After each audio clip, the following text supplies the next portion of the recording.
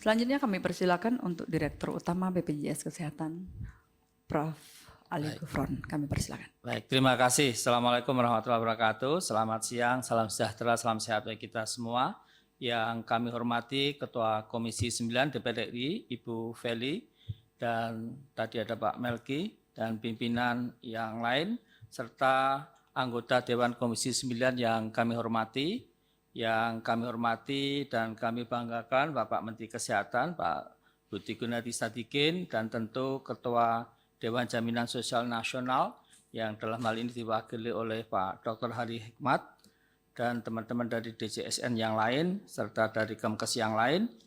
Dan Bapak Ibu sekalian, sebagaimana tadi disampaikan slide berikutnya mengenai izinkan kami menyampaikan paparan 3 agenda sesuai dengan surat undangan tadi, yaitu penjelasan tentang perkembangan implementasi kelas rawat inap standar atau KRIS yang mencakup evaluasi kesiapan rumah sakit serta dampak terhadap dana jaminan sosial kesehatan, lalu penjelasan tentang strategi peningkatan kualitas pelayanan JKN melalui kebutuhan dasar kesehatan atau KDK dalam revisi Peraturan Presiden Nomor 82 Tahun 2018 tentang jaminan kesehatan, dan yang ketiga penjelasan tentang implementasi penggunaan obat sesuai Fornas termasuk rencana revisi Formularium Nasional 2023 demi peningkatan akses masyarakat terhadap mutu obat yang berkualitas dalam program JKN.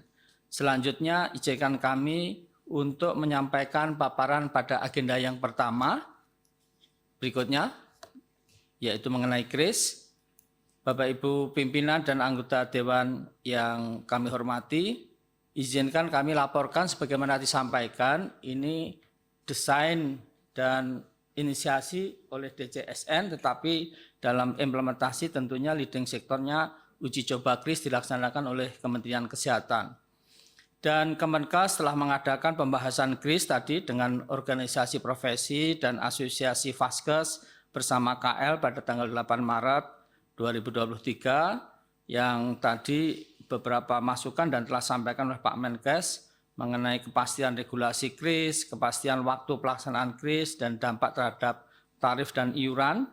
Nah, proses pembahasannya BPJS Kesehatan memberikan masukan agar uji coba KRIS ini menunjukkan sesuai kerangka budget regulatory impact analysis yang tadi juga disampaikan Pak Hari Kemat, yaitu mengenai kepuasan dan keselamatan pasien, termasuk tentu rekomendasi dari DJSN tadi perlu dilakukan kajian lebih lanjut.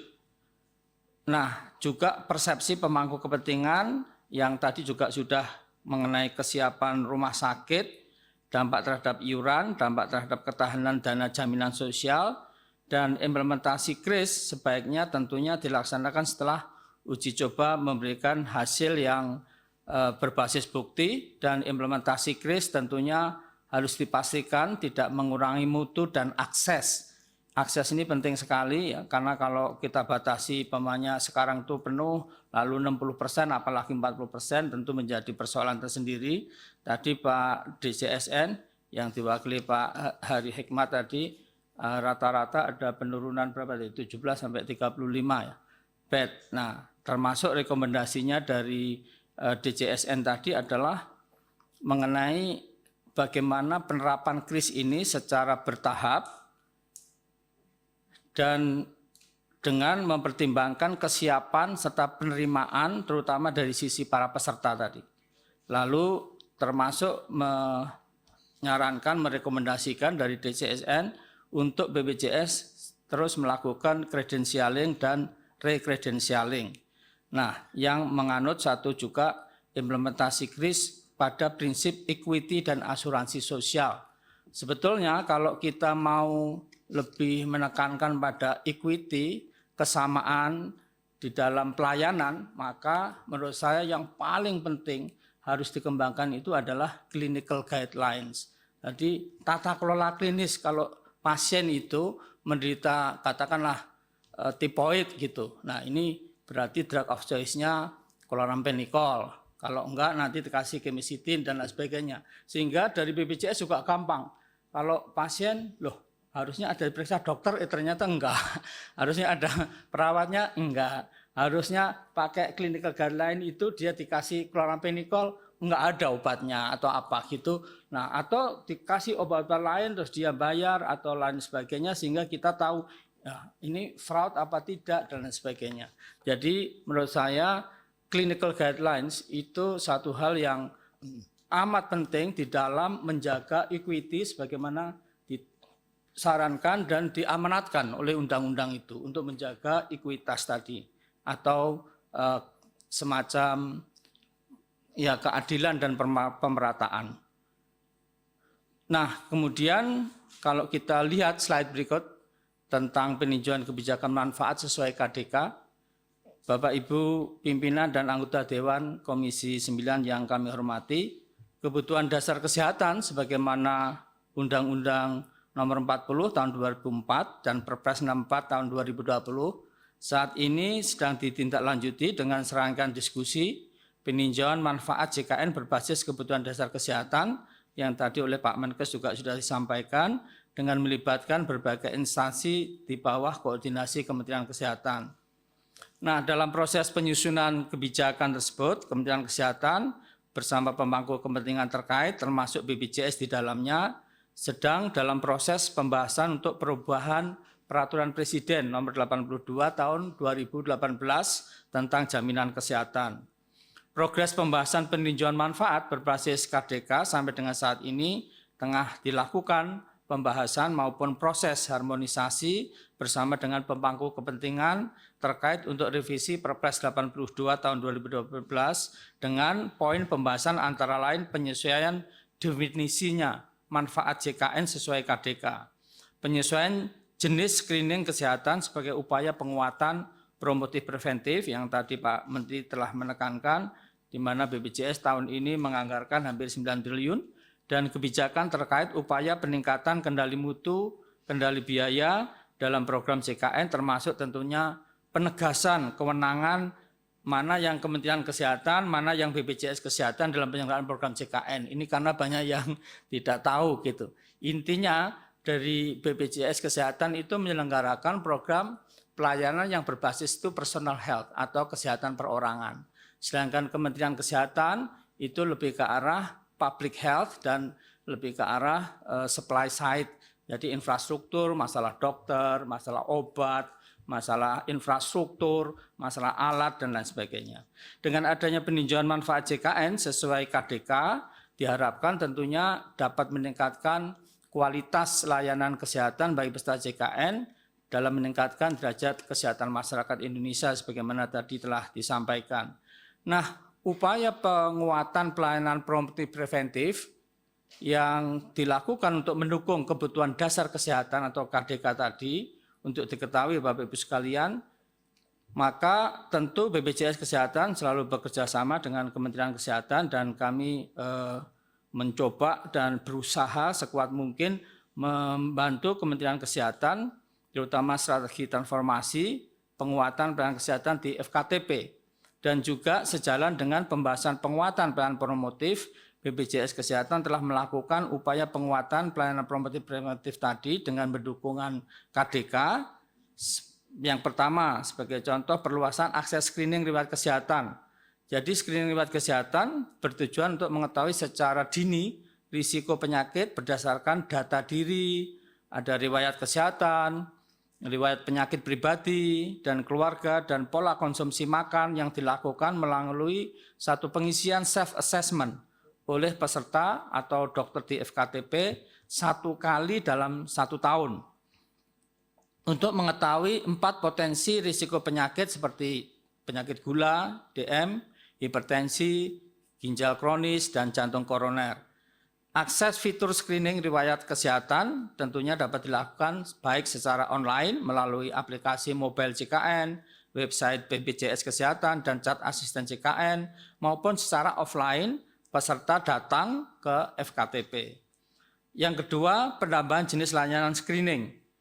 Tentu seperti tadi sampaikan juga Pak Menteri Kesehatan bahwa screening ada penambahan yang kami biasanya 6 screening, sekarang secara bertahap akan menjadi 14 paling tidak saat ini terdapat 10 jenis penyakit tambahan yang dilakukan screening kesehatan seperti talasemia, kanker paru, kanker usus, hipertiroid, kongenital, anemia, hepatitis, PPOK, stroke, jantung, dan TBC. Pelaksanaan screening diberikan secara selektif melalui screening riwayat kesehatan terlebih dahulu. Tadi ada riwayat kesehatan ditanyakan, pola makan, segala macam. Lalu kemudian ditujukan hal tersebut untuk mendeteksi risiko penyakit dan mencegah dampak kelanjutan dari risiko penyakit tersebut, dan pelaksanaan penambahan manfaat screening tentunya dilakukan secara bertahap. Sedangkan follow up screening riwayat kesehatan dari screening yang telah dilakukan tersebut, BPJS melakukan follow up berupa chat WhatsApp bertujuan untuk memberikan reminder atau awareness atau kesadaran kepada peserta dengan hasil screening riwayat kesehatan berisiko sedang dan tinggi agar berkonsultasi dengan dokter FKTP untuk mendapatkan layanan kesehatan yang lebih lanjut. Ini sebagai contoh lebih detailnya, slide berikutnya, mengenai capaian pelayanan promotif preventif. Jadi screening riwayat kesehatan ini telah dilakukan 15,5 juta peserta JKN. Yang hasilnya pertama, screening riwayat kesehatan berupa pengisian self-assessment tadi, lalu berdasarkan hasilnya terdapat 4% dari 15,5 juta tadi atau sekitar 637.000 peserta memiliki risiko jantung koroner. Jadi cukup besar ini, itu 637.000 peserta. Lalu 2% atau 243.000 peserta berisiko ginjal kronis. Bayangkan kalau sudah gagal ginjal harus dicuci darah minimum 2 kali atau rata-rata 2 kali seminggu. Yang BPJS membayar kalau untuk rumah sakit tipe A contohnya itu 1,2 juta sekali cuci darah. Minimum 2 kali. Lalu 2% atau 257.000 peserta berisiko diabetes mellitus yang merupakan mother of disease. Jadi ibunya penyakit yang luar biasa, ini hampir nanti kemana-mana. Dan 10%, 1,51 juta peserta berisiko hipertensi. Ya, yang menarik banyak orang hipertensi nggak tahu kalau dia hipertensi. Ini di tempat kita, padahal hipertensi nanti bisa juga kemana-mana.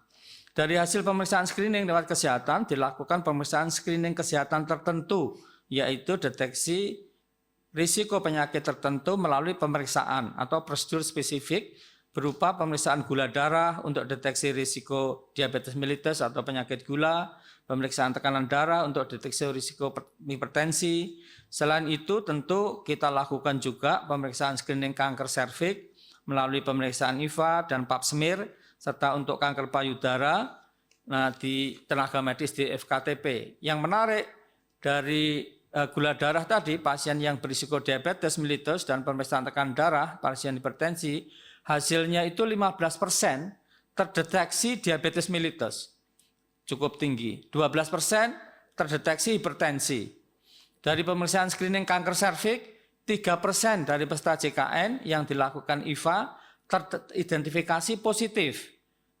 Dan telah dilakukan krioterapi sebanyak 31% dari yang positif tadi, atau dilakukan tata laksana rujukan ke rumah sakit berikutnya sesuai dengan indikasi medisnya.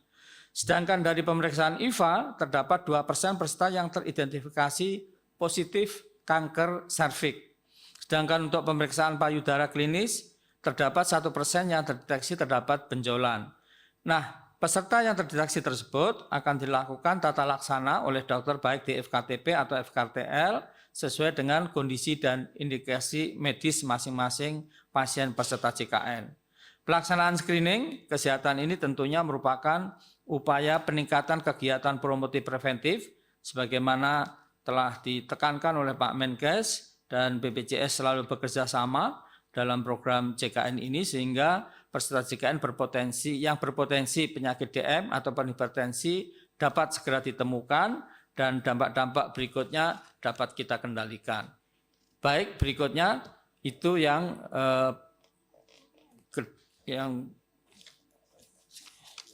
kedua. Sekarang yang ketiga. Yang ketiga mengenai penjelasan tentang implementasi penggunaan obat sesuai Fornas, termasuk rencana revisi formularium nasional 2023 demi peningkatan akses masyarakat terhadap mutu obat yang berkualitas dalam program JKN. Dalam siklus pelayanan obat pada program JKN ini, terdapat 3 bagian penting sebetulnya yang saling berkaitan. Yang pertama, penetapan manfaat obat. Jadi obat apa saja yang masuk gitu. Diketahui untuk di dunia ini ada 2 negara yang sebetulnya selalu harus melalui HTA, Health Technology Assessment dulu sebelum ada obat baru masuk di sebuah negara dibanding existing atau obat yang ada di sebuah negara tersebut, baik di Australia atau di Kanada. Kalau dia tidak memiliki nilai cost efektif yang lebih, maka tidak akan masuk di dalam formularium. Yang kedua, penetapan harga obat.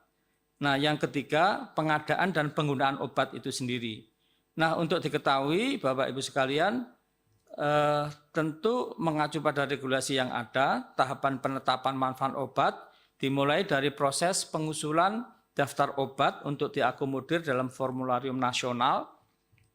Organisasi profesi dan Vaskes dapat mengajukan usulan untuk obat, dapat masuk dalam formularium nasional, dan usulan disampaikan melalui sistem fasilitasi Kementerian Kesehatan, tentunya Ibu Rizka Andalusia ini yang paling berkepentingan dan tahu, dan beliau berpengalaman di BPOM dulu. Nah, tentu BPJS di situ hanya sebagai artinya anggota, dan tahapan selanjutnya penetapan harga obat. Nah, industri farmasi yang memiliki produk yang terdapat dalam formularium nasional dapat tentunya mengusulkan produk obatnya untuk masuk dalam e-katalog yang dimiliki LKPP. Apabila obat dimaksud itu memenuhi persyaratan obat, dapat langsung tayang pada e-katalog tanpa proses negosiasi. Sesuai amanat Permenkes nomor 3 tentang standar tarif layanan program JKN, Kemenkes memiliki kewenangan dalam menetapkan nilai ganti klaim yang dapat diajukan secara terpisah ke BPJS Kesehatan sebagai penagihan obat, terutama untuk pelayanan rujuk balik, obat kronis, dan obat kemoterapi. Nah, tahapan berikutnya adalah proses pengadaan dan penggunaan obat, di mana dimulai dari proses pemesanan, negosiasi melalui e-processing. Selanjutnya dapat melakukan proses verifikasi dan pembayaran oleh BPJS Kesehatan atas pelayanan obat yang diberikan. Nah, masalahnya di dalam proses ini ada beberapa titik kritis di dalam obat JKN itu. Yang pertama, dalam rantai pelayanan obat JKN, BPJS Kesehatan berperan dalam pembayaran tagihan klaim obat yang non-kapitasi dan obat yang non-inasibijis, termasuk kemoterapi tadi. Nah, yang ditagihkan oleh Vaskes kepada BPJS Kesehatan. Mismatch-nya itu yang sering terjadi adalah Fornas dan SK Menkes masih adanya obat yang dapat dibayarkan sebagai obat di luar paket, namun masih menunggu penetapan harga oleh Kemenkes. Dulu pada Bu Rizka Andalusia kita usulkan pakai harga yang lama saja biar cepat gitu. Sehingga tidak ada acuan tarif ini bagi rumah sakit. Sehingga rumah sakit ataupun apotek ya, ini harga obat bagi BPJS Kesehatan untuk kami bisa membayar kepada Vaskes yang mengajukan tadi. Nah, potensi kendala tentunya ini lalu karena belum diajukan, karena harganya belum ditetapkan menjadi terganggu. Nah, tentu peran pemerintah pusat dan daerah dalam menjamin ketersediaan obat program JKN sesuai regulasi sangat dibutuhkan, sehingga obat itu ada gitu. Nah, pengadaan obat oleh Vaskes, hal ini dikarenakan adanya sistem yang dipergunakan dalam pemesanan obat pakai sistem e-purchasing tadi. Untuk sistem ini masih banyak Vaskes swasta yang kadang-kadang belum memiliki akun e-purchasing, sehingga pemesanan obat melalui pemesanan manual. Pemesanan manual tentu memiliki potensi jumlah pengiriman obat yang tidak sesuai pesanan. Nah, harga yang diberikan tidak sesuai yang tercantum di e-katalog. Nah, kadang-kadang harganya berbeda antara yang di katalog dengan yang ditetapkan oleh Kemenkes, ya, sehingga dari Vaskes merasa bayar obatnya lebih tinggi, tapi klaimnya dapat lebih rendah. Nah, Fornas tentunya dalam konteks penetapan manfaat obat, penetapan obat prosesnya tentunya ada di Kemenkes. Nah, BPJS Kesehatan terlibat dalam anggota Fornas dalam konteks jika dibutuhkan data-data di pemanfaatan obat JKN. Dalam penetapan harga melalui lelang, kontrak distributor, dan e-katalog, dalam hal ini sekali lagi BPJS Kesehatan sebetulnya tidak terlibat secara penuh di dalam proses itu. Nah, tentu ini masih ada beberapa hal yang perlu kita sampaikan untuk mendapatkan penyelesaian, yaitu mengenai isu ketersediaan obat di Vaskes kerjasama dengan BPJS Kesehatan. Saat ini isu terkait ketersediaan obat di Vaskes itu adalah pertama, akan terdapat variasi harga yang dinamis. Bahkan di satu Vaskes dengan rentang waktu berbeda dan jumlah pembelian berbeda, harga berbeda. Akhirnya klaimnya bingung yang mana gitu. Yang dibayar BPJS kalau tadi rumah sakit merasa belinya lebih tinggi daripada harga yang ditetapkan, nah itu menjadi sedikit masalah. Yang kedua, ketersediaan obat terutama di daerah perifer masih terkendala karena biaya pengiriman obat baru sampai ibu kota provinsi pada daerah tertentu seperti Papua atau daerah-daerah yang mahal itu akhirnya nggak sampai ke di titik yang paling jauh gitu. Nah, Vaskes obat instalasi farmasi tidak dapat kepastian tadi mengenai harga obat, cenderungan untuk menunggu.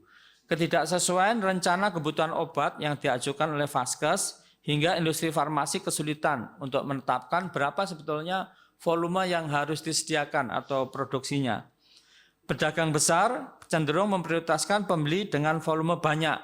Nah, Vaskes dengan daya beli rendah akhirnya tidak bisa bernegosiasi harga. Untuk pembelian jumlah kecil cenderung menunggu minimum order quantity sehingga potensi terjadi kekosongan obat masih ada. Ini yang terjadi di lapangan. Selanjutnya untuk usulan perbaikan tentu adanya acuan daftar obat.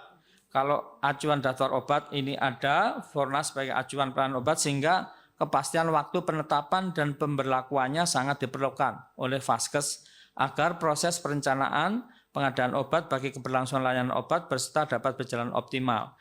Yang kedua adalah acuan harga obat. Nah, acuan harga penagihan obat luar paket berpedoman pada SK Menkes sehingga diperlukan semacam SLA. Jadi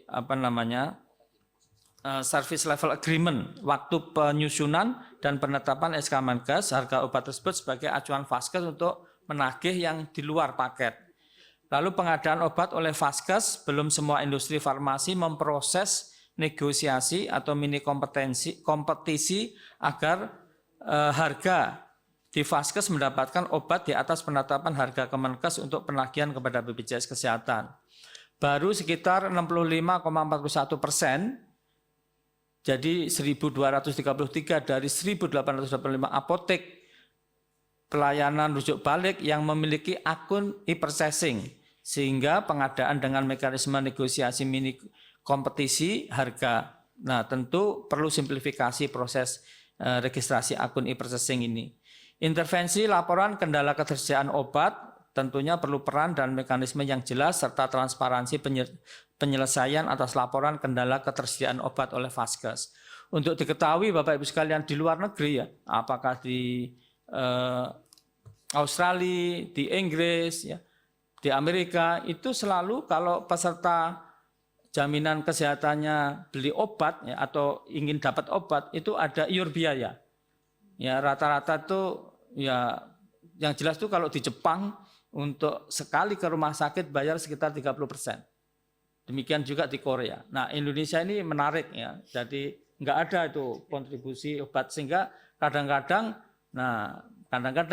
rumah sakit menyampaikan ini dari BPJS nih kayak gini gitu. Terus lah kalau ini obatnya kurang mujarab. Kalau yang mau mujarab ya tambah uang gitu. Nah, akhirnya tambah padahal semua formularium itu disusun itu dengan mengundang para ahli yang tahu yang semua sebetulnya harusnya ada di dalam formularium ini.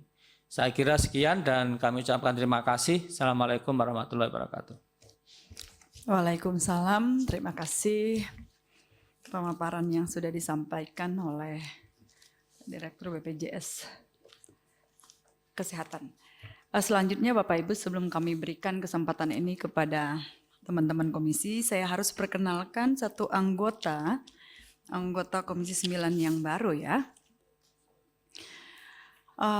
Ibu Dian Istiqomah Eskep yang menggantikan Bapak Hairul Muhtar SEMM dari fraksi PAN, Daerah Pemilihan DKI Jakarta 3. Bapak Ibu, di meja saya sudah ada beberapa nama untuk bertanya atau memberikan masukan. Kami berikan kesempatan yang pertama kepada Ibu Dewi Asmara. Kami persilakan. Terima kasih pimpinan. Yang saya hormati Pak Menteri Kesehatan, juga Dirut BPJS dan DJSN, serta teman-teman Komisi 9. Assalamualaikum warahmatullahi wabarakatuh. Terima kasih atas paparannya. Sebelum pendalaman, saya ingin mengingatkan kita semua mengenai kesepakatan kita untuk filosofis penyelenggaraan program JKN. Saya rasa itu yang paling mendasar. Artinya, pengertian kita adalah bahwa filosofi penyelenggaraan program JKN ini adalah salah satu cara pemenuhan hak kesehatan pada masyarakat dalam memberikan pelayanan oleh negara. Jadi ini kita harus sepakat dulu karena ini adalah hal yang serius. Nah, untuk itu kami ingatkan, jangan hanya menjadikan universal health coverage-nya ini hanya dari jumlah peserta JKN. Ya, karena yang terpenting adalah bagaimana jaminan kesehatan ini menghindari atau mencegah masyarakat menjadi miskin karena sakit. Itu yang utamanya, terutama dalam mengakses jaminan kesehatan. Dan yang kedua adalah layanan kesehatan diberikan haruslah yang bermutu dan dapat diakses dengan mudah. Nah, pengertian inilah yang harus mendasari sebelum kita memperdalam mengenai permasalahan pelayanan kesehatan dalam JKN pada hari ini.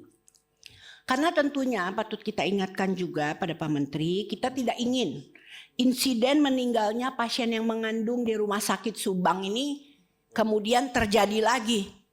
Ya, oleh karena Bu Kurnaisih ya, kalau nggak salah namanya, Purnaisih ya. Itu kan tidak keadaan darurat, tidak diberikan pelayanan kesehatan. Jadi kami ingin bertanya, apakah Pak Menkes sudah mengusulkan suatu sanksi pertama? Dan yang kedua, bagaimana mengingatkan rumah sakit untuk memenuhi ketentuan pasal 32 Undang-Undang Kesehatan. Yaitu dalam keadaan darurat, Vaskes baik pemerintah maupun swasta dilarang menolak pasien. Nah ini kami ingin tahu.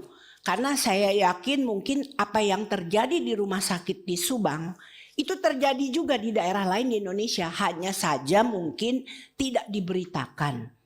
Ya, sehingga ini menjadi catatan kita. Setiap tahun kita menggelontorkan anggaran kesehatan sedemikian besar dan betapa seriusnya pemerintah mempersiapkan BPJS, JKN dan sebagainya.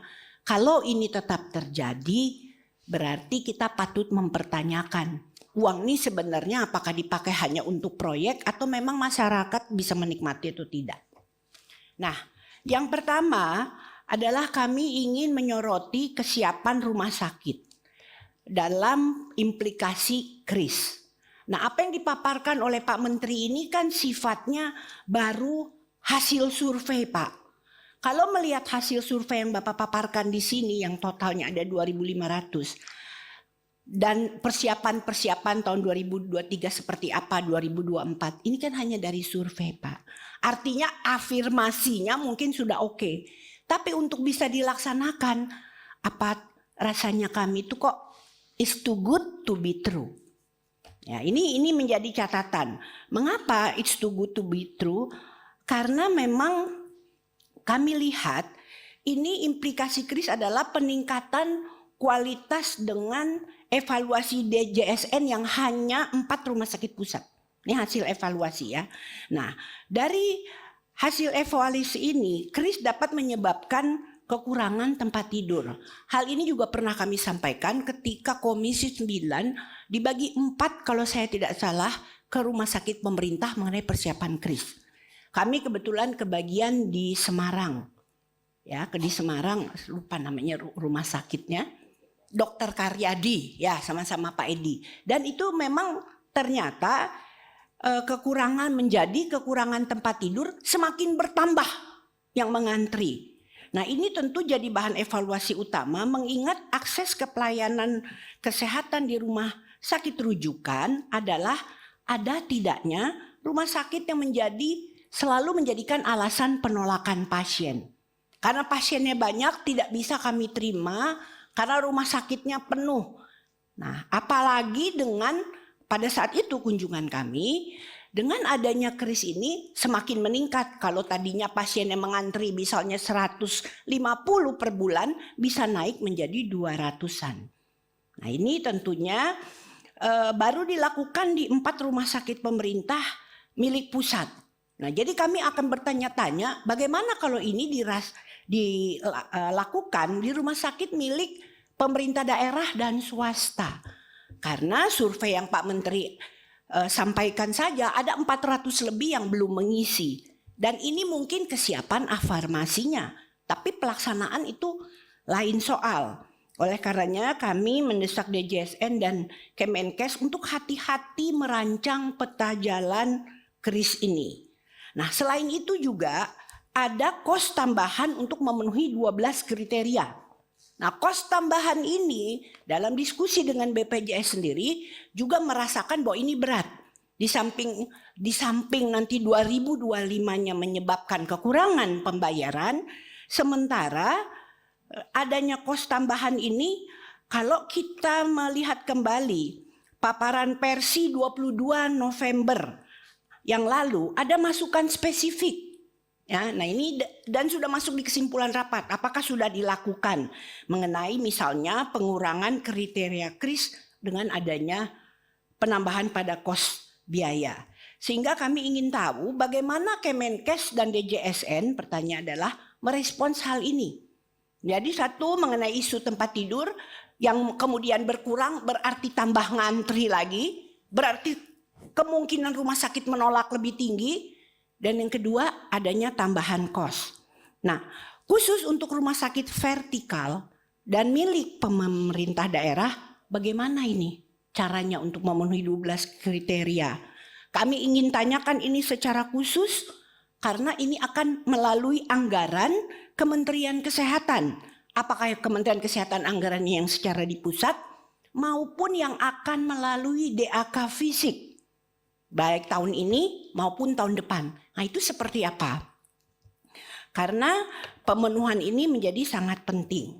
Nah, kami juga ingin sekaligus juga mengingatkan pada Pak Kemenkes bahwa rumah sakit milik BUMN. Kami ketahui dari pemberitaan rumah sakit BUMN ini pembangunannya sangat cepat, mungkin mau membangun 100 rumah sakit.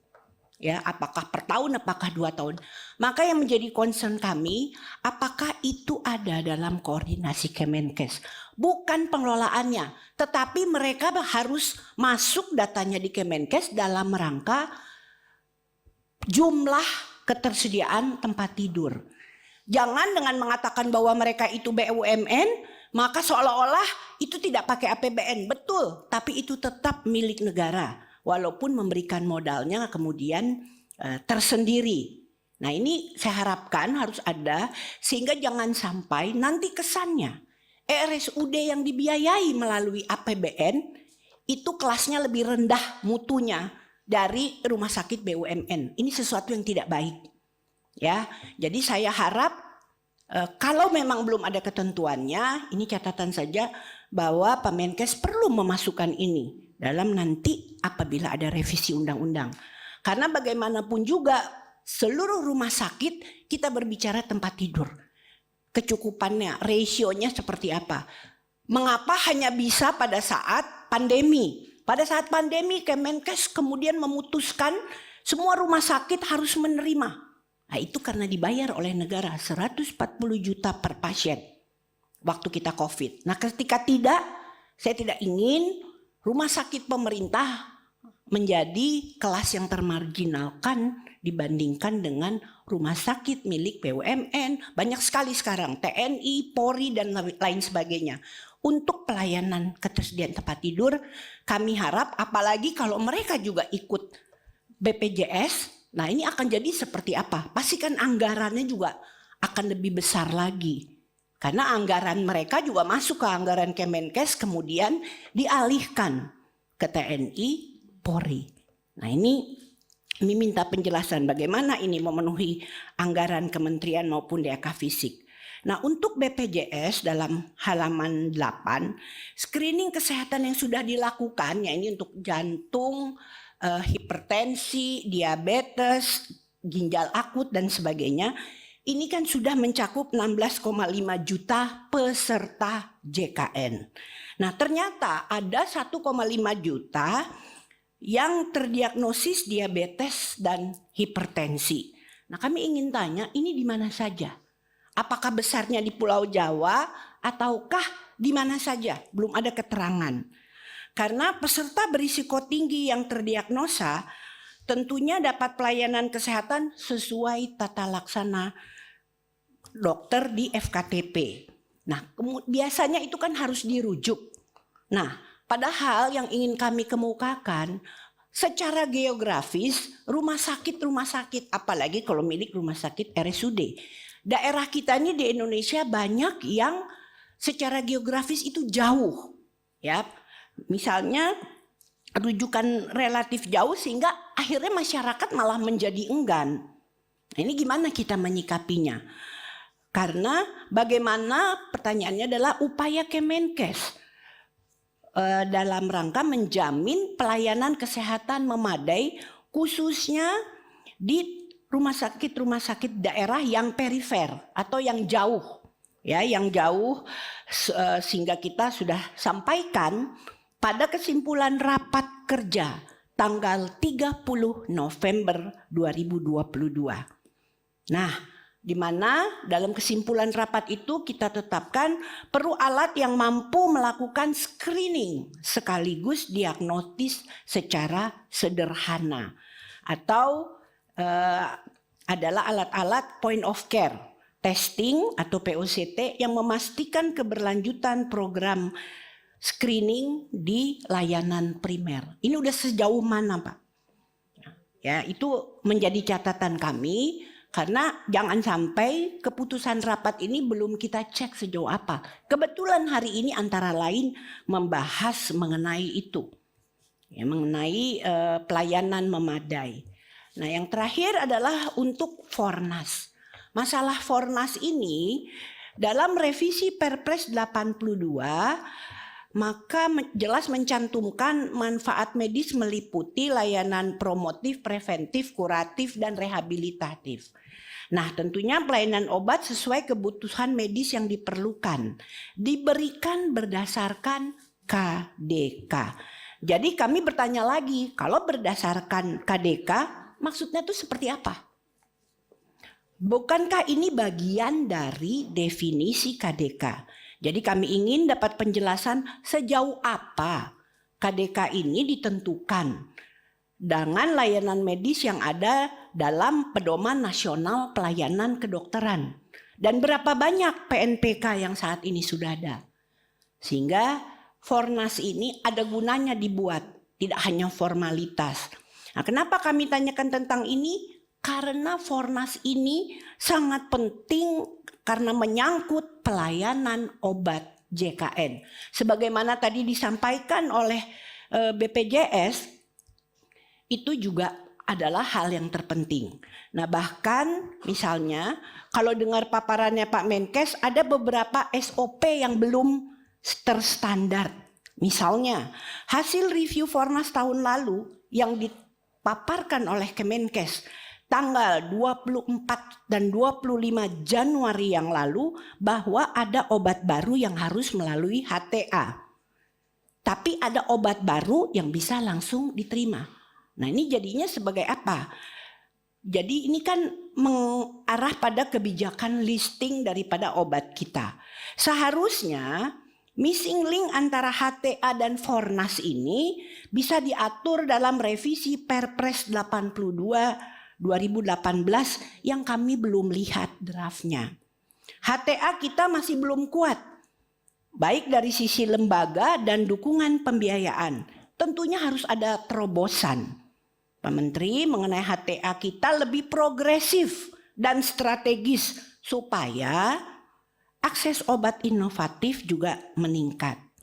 Selain itu, pada Pak Kemenkes kami ingin juga menyoroti setelah mendengar paparan BPJS Kesehatan ada masalah. Masalahnya apa? Karena kebijakan pengadaan barang dan jasa justru berdasarkan Perpres nomor 12 tahun 2021 yang berimbas kepada pengadaan obat sektoral di Kemenkes di mana ada berbagai variasi harga obat.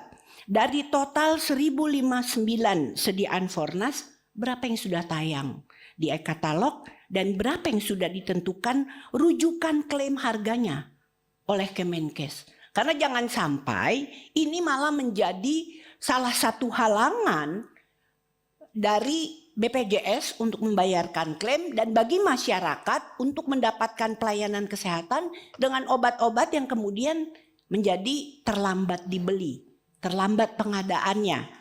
Nah, ini kira-kira yang bisa kami gambarkan sebagai pendalaman dan mungkin nanti teman-teman akan lebih melengkapi. Terima kasih. Wassalamualaikum warahmatullahi wabarakatuh. Waalaikumsalam. Sebelum saya lanjut, kita mau lihat jam sudah melewati, kita perpanjang sampai jam berapa Bapak Ibu? Saya usul jam 16.30. Ya? Boleh? 16.30. Selanjutnya kami persilakan Pak Haruna, setelah ini siap-siap Ibu Irma Suryani. Bismillahirrahmanirrahim. Hormati Ibu Ketua, teman-teman anggota, Pak Menteri Kesehatan, Pak DJSN dan Dirut BPJS bersama rombongan. Assalamualaikum warahmatullahi wabarakatuh. Saya langsung Pak, ini untuk Pak Menteri. Yang pertama, yang capai kris 12, terutama rumah sakit swasta Pak, bisa nggak dikasih reward Pak? Kalau yang pemerintah jangan. Artinya supaya kita berlomba di bawah untuk dapatkan bonus dari pemerintah. Jadi Bapak tidak perlu kerja berat, bikin aturan kepres kepmen. Coba kalau ada hadiah Pak, seperti ventilator lah, itu kan made in Indonesia Pak. Ventilator, kemudian tabung oksigen. Kasih rumah sakit 10 atau 20 tabung, pasti berlomba. Kita percepat deh. Supaya ada bonus dari Pak Menteri. Ini ada Pak JS Pak, bisa diputuskan sekarang. Rumah sakit besar kasih 20 botol, kasih ventilator 10. Itu kan made in Indonesia Pak. Berarti tidak kena fiskal. Pasti murah. Ada Pak JN di samping Bapak. Sudah sah untuk jadi ketua JSN. Itu supaya berlomba. Supaya punya, ini pasti rumah sakit berlomba Pak itu untuk yang pertama Pak dikasih, atau dari segi kefarmasian Pak, banyak kan obat generik murah, itu dibagi-bagikan sekian kardus untuk rumah sakit, bonus yang capai target 12 kris tersebut yang pemerintah atur yang sekarang, baru pemerintah uji coba Pak. Uji coba itu kan bisa terus berlanjut atau bisa berhenti tengah jalan atau bisa meningkat. Ini pemerintah punya Pak. Apalagi swasta kan tidak ada punya backing Pak. Rumah sakit pemerintah kan backingnya banyak. Bupati, gubernur, Pak Menteri, WHO, kemudian sosial. Kalau swasta Pak backingnya siapa? Tidak ada. Langsung owner, langsung semua Pak. Owner semua. Ini masukan buat Pak Menteri 1. 2, itu yang mencapai Fornas 16, 4 poin itu bisa nggak dikasih intensif pajak industrinya Pak? Supaya dia akan proaktif produksi lagi obat yang laris di masyarakat. Artinya dikasih intensif pajak. Jadi berarti kita mesti koordinasi dengan Kementerian Keuangan bahwa ini industri obat sangat bermanfaat dan sangat dibutuhkan masyarakat. Apalagi kalau sangat murah Pak, bagi-bagikan ke rumah sakit swasta lagi. Ada Pak DJSN samping. Supaya kita punya rumah sakit berkualitas semua Pak. Yang mencapai Pornas 4 itu. Kasih intensif. Kan ini kan industri Pak, bukan rumah sakit. Industri obat yang memproduksi 4 Pornas tersebut dikasih intensif pajak. Kemudian untuk Pak Prof, ini kemarin reses Pak, itu banyak klaim pendingan Pak, banyak klaim dipending. Tagihannya misalnya 1,5 miliar, pendingannya sampai 500-an. Saya ada jalan keluar, kasih masukan ke Bapak, bisa tidak dikasih pendampingan rumah sakit besar yang punya klaim besar, yang bayaran klaimnya tinggi, dikasih pendampingan dari orang Bapak. Ya 1-2 bulan Pak bisa dilepaskan. Sampai sistemnya Pak tambah canggih, tambah banyak poin juga. Jadi kalau rumah sakit yang tidak punya kecepatan untuk menangkap IT-nya Pak tidak bisa, pasti pendingannya banyak. Ini masukan Pak, intinya dikasih pendampingan 1 bulan uji coba, belum berhasil cukup 2 bulan. Nah itu yang ketiga untuk Bapak cuma 1. Untuk Pak DJSN Pak, ini tadi Bapak memang 7, ada poin ketiga itu Pak, data pengaduan ke masyarakat. Bisa tidak diedarkan nomor berapa data masyarakat mengadu ke DJSN? Diumumkan Pak di publik atau di mana yang di kementerian, tempat pengaduan masyarakat DJSN HP nomor 123. Jangan 1 Pak. Nah, kemudian kalau tidak dilayani, kita mengadu kemana lagi Pak? Tolong lagi kasih nomor pengaduan berikutnya. Kalau kita tidak terlayani. Kan biasa Pak, cuma diterima laporannya Pak. Kemungkinan disimpan laci, kalau ditulis. Kalau tidak dilayani, kita mengadu kemana lagi Pak? Itu aja Pak untuk Bapak. Karena ini baik teman-teman. Nah, sekian. Mudah-mudahan bermanfaat. Wallahu muwaffiq ila aqwamit thariq. Assalamualaikum warahmatullahi wabarakatuh. Waalaikumsalam, terima kasih Pak Haruna. Selanjutnya kami persilakan Ibu Irma Suryani, setelah ini Pak Edi Wuryanto. Bismillahirrahmanirrahim. Assalamualaikum warahmatullahi wabarakatuh. Pak Menteri yang saya hormati, dari hasil paparan yang Bapak sampaikan, hasil survei kesiapan implementasi KRIS-nya ini yang baru bisa disebut lengkap menurut survei, bukan fakta, itu baru 306. Kemudian kriteria 1 sampai 10 baru 1109. Kriteria 1 sampai 9 itu baru 2531.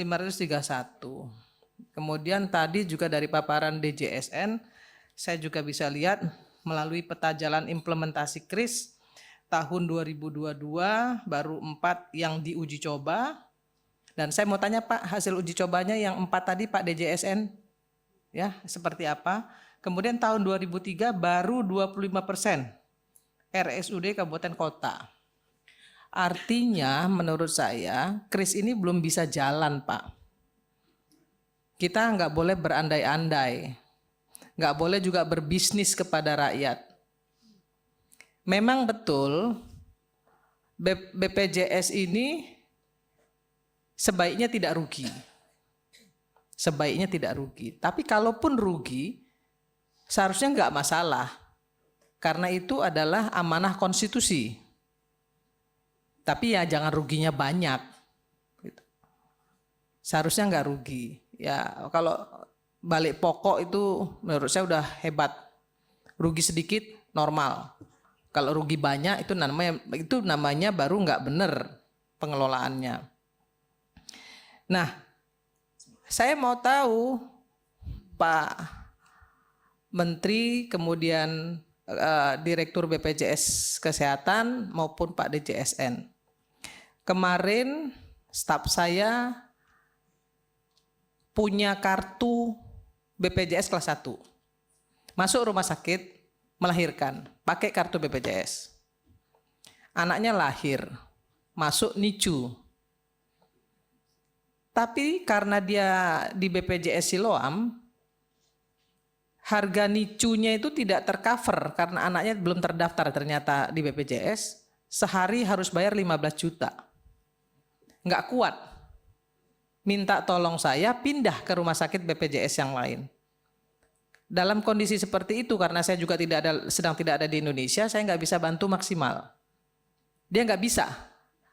Saya telepon BPJS Siloam untuk bisa keluarkan surat rujukan ke rumah sakit lain. Faktanya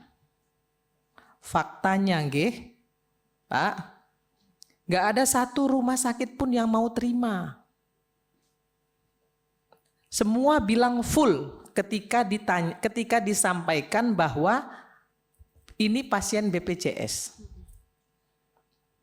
Kelas 1 loh. Ini orang punya anaknya sudah didaftarkan kemudian di kelas 1. Nah, kalau kelasnya kemudian disamaratakan, dalam hal ini saya mengapresiasi karena kalau kelasnya sama rata, artinya orang-orang miskin, orang-orang yang nggak punya duit yang di kelas 3 dan PBI mendapatkan servis yang baik dari pemerintah. Itu harus kita akui dan saya akui itu. Akan mendapatkan side effect positif. Nah, tapi kita juga perlu menggarisbawahi.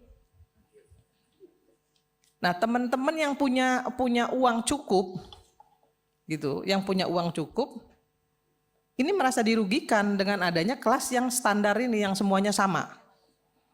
Nah, bagaimana caranya pemerintah bisa mensinkronisasi atau bisa memadukan, bisa mendudukkan persoalan ini sehingga tidak ada yang dirugikan. Itu yang pertama. Yang kedua, ini Pak Menkes punya duit enggak nih untuk bikin 3.500 sekian rumah sakit ini melengkapi persyaratan KRIS.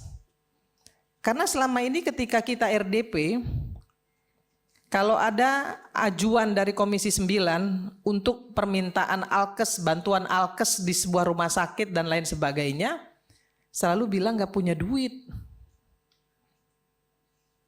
Gitu. Kalau kita minta nih, ada proposal, saya sampaikan kepada Pak Sekjen, ada rumah sakit A minta bantuan alkes karena begini, karena begini, karena begini. Nah, saya hanya sekedar memfasilitasi aja, tapi selalu bilang nggak punya duit. Nggak ada anggarannya, Bu. Lah terus ini anggarannya dari mana nih? Untuk melengkapi kebutuhan KRIS ini. Kalau tadi disampaikan bahwa insya Allah 2024 bisa beres. Kalau saya nggak yakin bisa beres. DJSN juga jangan main-main, jangan asal ngomong, jangan asal presentasi muluk-muluk. Buktinya 2022 baru 4 rumah sakit. 2023 ini baru bulan keberapa? Baru tahu bulan berapa? 25%. Nah, saya pengen tahu, kita pengen lihat 25% itu yang seperti apa? Hasilnya bagaimana? Ini kan perlu diperjelas. Ini kan di peta jalan implementasi KRIS-nya kan udah jelas nih. Tahun 2024 50% loh. After itu ganti presiden. Ya, ganti pemerintahan, pasti ganti lagi nanti programnya. Karena ganti menteri lagi. Belum tentu menteri yang akan datang ini mau pakai, mau lanjutin dan lain sebagainya. Belum tentu mau mensukseskan. Orang Indonesia kan kayak gitu. Yang bagus-bagus belum tentu mau dilanjutkan karena itu bukan hasil mereka, bukan program mereka. Nah, kalau cuma 50% seperti ini pertanggungjawabannya bagaimana nanti, Pak?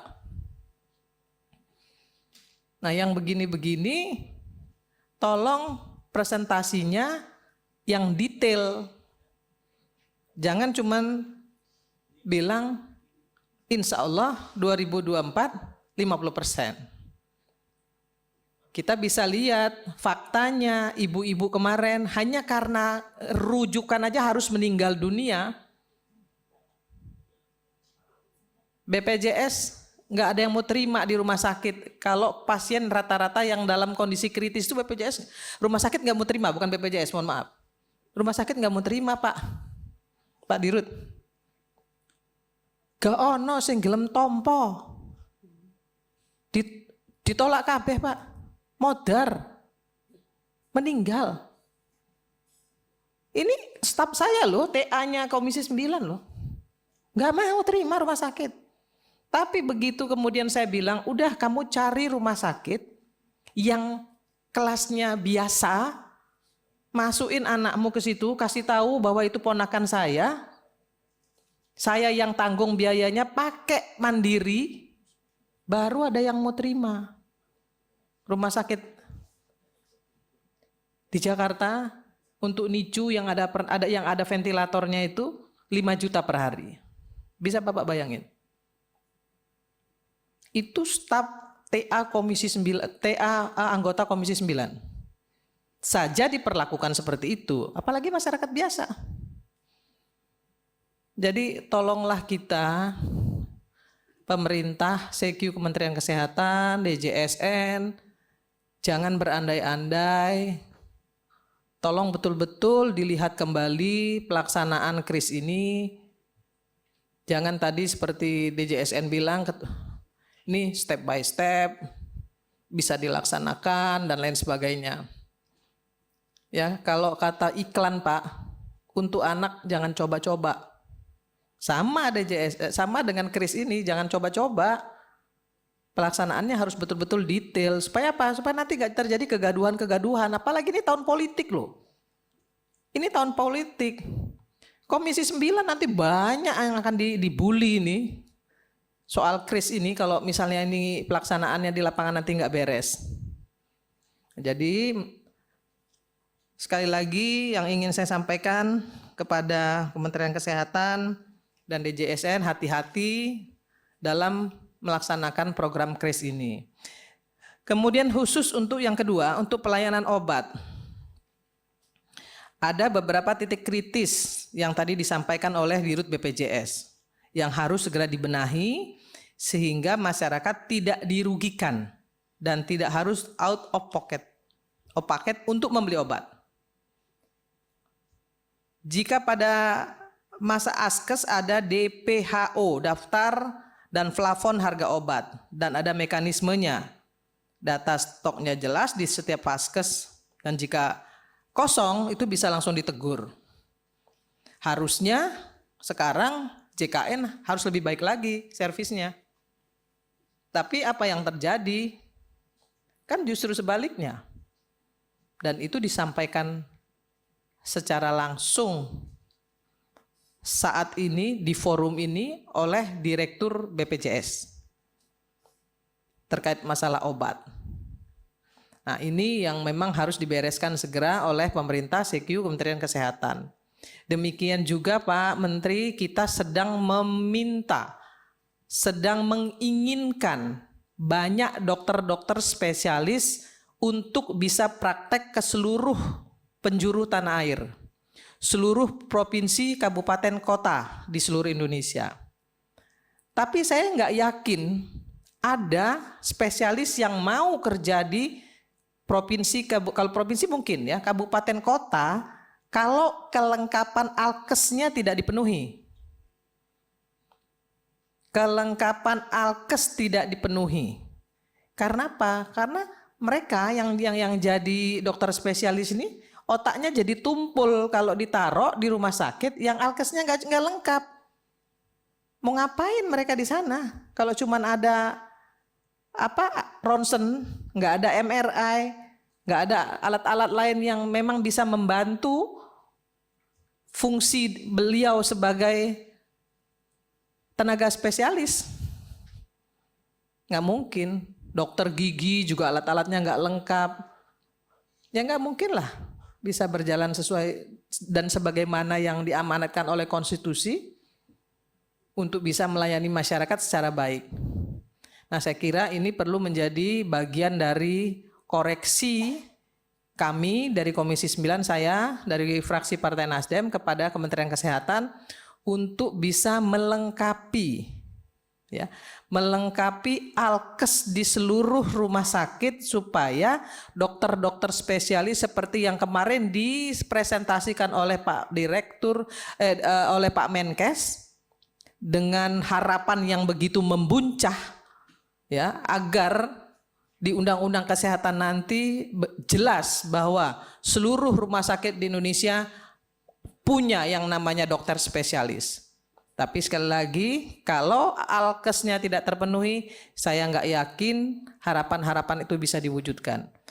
Itu saja yang bisa saya sampaikan. Terima kasih. Saya tutup dengan wallahul muwaffiq ila aqwamit thoriq. Assalamualaikum warahmatullahi wabarakatuh. Waalaikumsalam. Untuk Bapak Ibu yang Komisi 9 yang hadir, saya izin minta salah satu kapoksi untuk temani saya karena saya harus tinggalkan, ada yang tidak bisa diwakili 1,5 menit. Boleh? Atau saya harus skor? Ya, saya skor atau saya minta salah satu? Apa? Oke-nya? Ya, silakan Ibu Narlifa. Minta tolong cuma sebentar saja. Bu Ketua berani nggak izinnya itu nanti? Kalau nggak berani. Ya, saya minta izin ya Bapak Ibu. Selanjutnya kami persilakan Pak Edi Wuryanto.